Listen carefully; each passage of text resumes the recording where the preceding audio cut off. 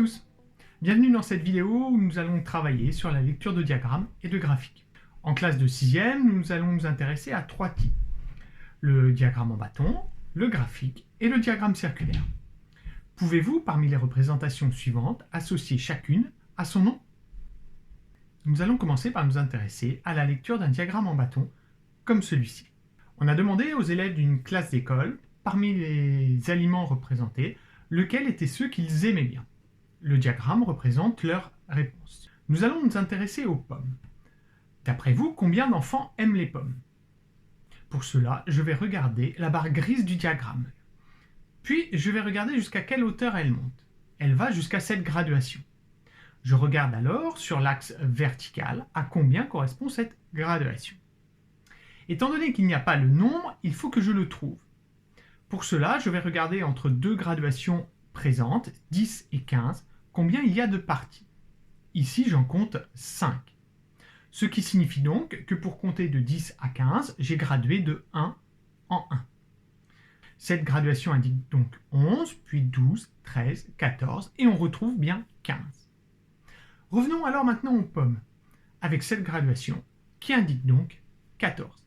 Il y a donc 14 enfants dans cette classe qui aiment bien les pommes. Déterminez de même le nombre d'enfants qui apprécient chaque aliment. Pour le lait, je regarde la première barre bleue, il y en a 15. Pour les chips, je regarde la barre orange, il y en a 22. Pour les bonbons, la barre bleu clair, il y en a 18. Pour la salade, c'est la barre jaune, il y en a 8. Pour le fromage, la barre violette, il y en a 11. Et enfin, pour le jambon, la barre verte, il y en a 10. Donc il y a 10 enfants qui aiment le jambon. Je vous rappelle que l'intérêt du diagramme en bâton est de pouvoir comparer les données. Nous allons donc essayer de tirer une conclusion de ce diagramme. D'après vous, quel est l'aliment préféré et quel est le moins apprécié dans cette classe? L'aliment le plus apprécié est donc celui qui a le bâton qui monte le plus haut, c'est-à-dire les chips. L'aliment le moins apprécié est le bâton qui monte le moins haut, c'est-à-dire ici le bâton jaune, qui représente la salade. Passons maintenant au graphique en prenant cet exemple qui montre l'évolution du taux de chômage en France entre 1984 et 2012. Nous avons vu dans la situation précédente qu'il était important de bien identifier les graduations sur l'axe vertical. Nous allons donc commencer par cela pour pouvoir ensuite répondre facilement aux autres questions. Regardons les graduations entre deux nombres déjà écrits, par exemple entre 0 et 2. En combien de parties est-ce partagé? Effectivement, c'est partagé en 5 parties. Je vais donc devoir diviser cet écart entre 0 et 2, c'est-à-dire je vais devoir diviser 2 par 5. Lorsqu'on divise 2 par 5, quel résultat obtenez-vous? Tiens, la calculatrice, 0,4. Cela signifie donc que sur cet axe vertical, chaque petite graduation représente 0,4. Autrement dit, l'axe est gradué de 0,4 en 0,4. Maintenant que nous connaissons ces graduations, nous pouvons nous intéresser aux informations présentes dans le graphique. Prenons l'année 2004. Quel était le taux de chômage en 2004? Pour cela, je repère l'année 2004 ici, puis je monte jusqu'à la courbe. J'arrive sur cette ligne de graduation. Je viens maintenant jusqu'à l'axe vertical gradué pour savoir à combien cette graduation correspond. Nous avions dit que chaque graduation correspondait à 0,4. Et nous sommes 2 graduations au-dessus de 8. Donc ici, c'est 8,8. Le taux de chômage en 2004 était donc de 8,8%. Pourriez-vous maintenant répondre aux questions suivantes? Pour 1996, je me trouve ici, je monte sur la courbe, j'arrive à cette hauteur. Je regarde la graduation, j'arrive ici, 2 graduations au-dessus de 10. Donc 10,8.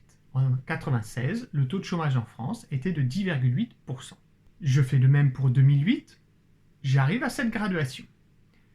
Si je gradue de 0,4 en 0,4 à partir de 6, comme ceci, j'obtiens alors 7,2%. Donc le taux de chômage en 2008 était de 7,2%.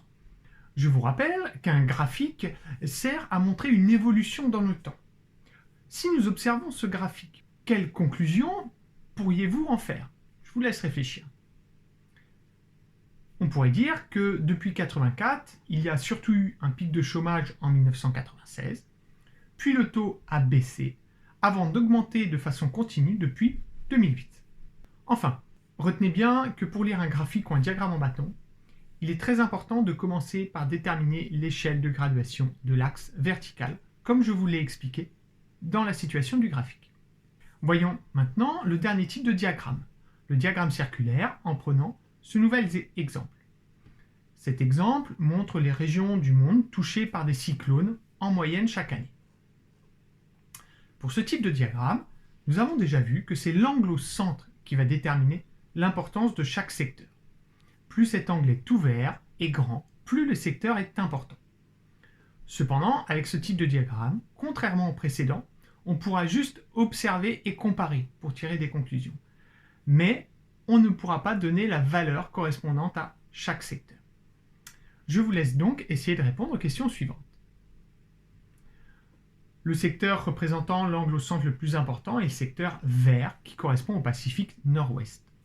Je vous ai situé cette région sur cette carte. C'est donc cette région du monde qui est le plus touchée par les cyclones en moyenne chaque année. La seconde région la plus touchée est le secteur bleu, qui est le Pacifique Nord, qui est situé ici.